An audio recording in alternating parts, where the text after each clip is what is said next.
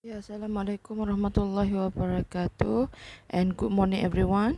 Okay, so ini adalah penerangan ataupun discussion tentang format of laboratory report for physics practical test SP025. Okay, untuk makluman pelajar pada minggu hadapan, okay, bermula 20 bermula pada 20 hari bulan 3 hingga 24 hari bulan 3 akan diadakan lab report test. Okey. So lab report test akan dilaksanakan bermula 20 hari bulan 3 hingga 24 hari bulan 3. Okey, eksperimen yang akan keluar adalah diffraction grating. Okey. Jangan risau, walaupun awak tak buat lagi eksperimen ni, data akan diberi. Data diberi, pelajar hanya perlu sediakan lab report yang lengkap. Okey. So ini adalah format lab report yang baru. Okey. Yang pertama, pelajar perlu tulis objektif. Okey, objektif clearly state the objective of the experiment. Maksudnya awak hanya salin sahaja daripada buku prosedur tu nanti yang akan diberikan. Okey. So objektif salin sahaja. Okey. Kemudian pelajar perlu tulis observation. Okey, jadi tak perlu lagi tulis apparatus dan juga teori prosedur, tak perlu tulis. Okey, terus pergi kepada observation. Okey. So observation, okey, apa yang perlu ada dalam observation? Yang pertama adalah table of data. Okey. So A perlu ada table of data. Okey, data ni contohnya dalam eksperimen tu, okey, disuruh record distance and time, S and T, distance and time. So yang disuruh record direct semasa eksperimen itu dikenali sebagai raw data, data mentah, ataupun primary data, data yang utama. Maksudnya data raw data ni diambil direct daripada alat ukuran sewaktu eksperimen. Raw data with unit and uncertainty, mesti ada unit dan juga uncertainty. Okey, so uncertainty tu perlu ingat macam mana formula untuk kira uncertainty. Kalau one and scale, contohnya kalau awak guna stopwatch untuk ukur masa, so uncertainty dia berapa smaller scale dia, itu uncertainty. Kalau guna ruler ya, kalau guna ruler dikira 2 and scale. So kalau 2 and scale, smaller scale bahagi dengan 2, itu formula dia. So be careful, study balik uncertainty untuk scale tu. Okay, mesti ada unit dan juga uncertainty. So simbol untuk uncertainty adalah plus minus. Contohnya you nak record S distance. Okay, unit dia apa? Dalam meter. Okay, plus minus. Okay, katakan awak guna ruler. Ruler smaller scale dia 1 mm. So smaller scale divide by 2. So 1 mm divide by 2 equal to 0.5 mm. Okay, kemudian table untuk T second. Okay, so T second, katakan guna stopwatch, plus minus 0.01 for example. So tengok kepada smaller scale stopwatch tu berapa. Okay, so raw data mesti ada unit dan juga uncertainty. Kemudian secondary data with unit. Okay, secondary data ni adalah data yang dikira daripada raw data. Contohnya daripada S dan T. Okay, soalan suruh cari speed V. So speed V kita tak ambil direct daripada alat, kita kira daripada raw data. Okay, so kalau untuk raw data, secondary data perlu ada unit sahaja, tak perlu ada uncertainty. Contohnya V, unit dia ms negatif 1. Okey, tambah kolom untuk V, ms negatif 1 contohnya. Okey, kemudian all data must have consistent decimal places. Okey, decimal places untuk data dia perlu ikut kepada decimal places uncertainty. Contohnya untuk distance S di sini plus minus 0.5 mm. So dia kena ada 1 decimal places consistent dan dia adalah gandaan 0.5. Faham ya, gandaan 0.5. Jadi smallest sikit dia adalah 0.5 ataupun 0 saja yang di belakang tu. Okey, kena ikut smallest kena ikut decimal places pada uncertainty. Okey, kena consistent. Kalau time katakan smallest dia punya uncertainty adalah 0.01 second. Ada 2 decimal places. So maksudnya nilai yang di bawah ni mestilah 2 decimal places juga. Kena consistent. Okey, kemudian kita pergi kepada masih lagi dalam observation iaitu calculation. Okey, calculation yang pertama perlu kira centroid. Centroid ni mesti ada unit dan perlu tunjuk show calculation. Perlu tunjuk pengiraan centroid. Awak nak cari average untuk x axis, average untuk y axis, tunjukkan calculation dan jawapan dia mesti ada unit. Okey, kemudian gradient of the graph with unit. Okey. Yang ini katakan pelajar lukis graf. Okey.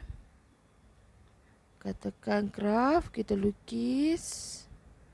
Okey, for example. Okey, for example graf V unit dia ms-1 against T. Unit dia second. Okey. So perlu ada plotted. Okey, plotted. Okey, kena ada plotted point. So bila ada plotted point, kita ada gradient. Betul tak? Kita ada gradient. Okey, sorry, baseline. Baseline mesti lalu centroid. Okey, mesti lalu centroid.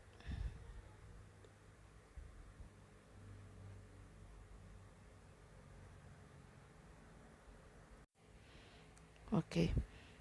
Gradient of the graph mesti ada triangle ini.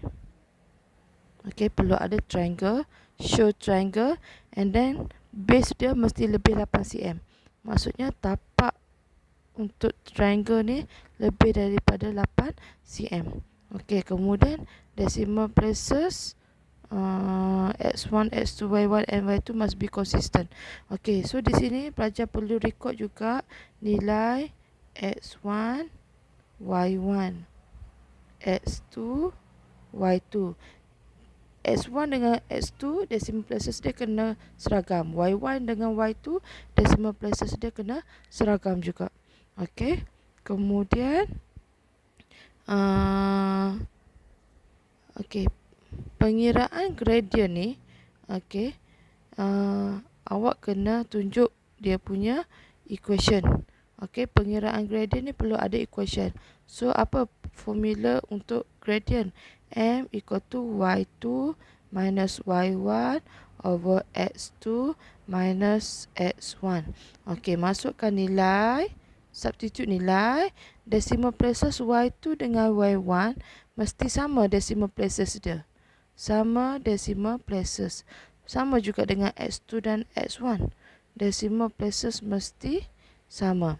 Okey, jawab bila dah masuk substitute nilai, okey mesti ada unit. Okey, jawapan akhir dia mesti ada unit untuk gradient.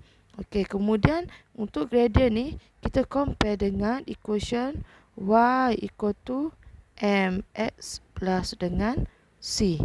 Perlu compare dengan equation. Dan M tu bersamaan dengan apa? Gradient tu bersamaan dengan apa dia? Kena state. Okay. Alright. So, katakan M tu bersamaan dengan R efektif.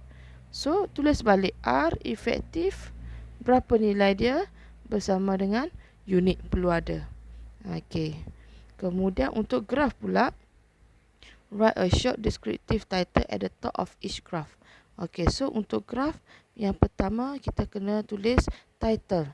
Okey, contohnya graf V against T. Contohnya.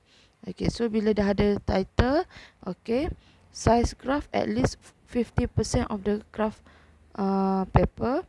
Okay, so katakan ini graph paper, so perlu ada axis. Okay, both axis are clearly labeled.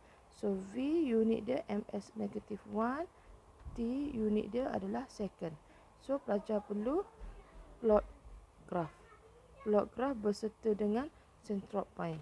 So bila dah ada centroid point, pelajar perlu buat satu garisan lurus mesti melalui titik centroid.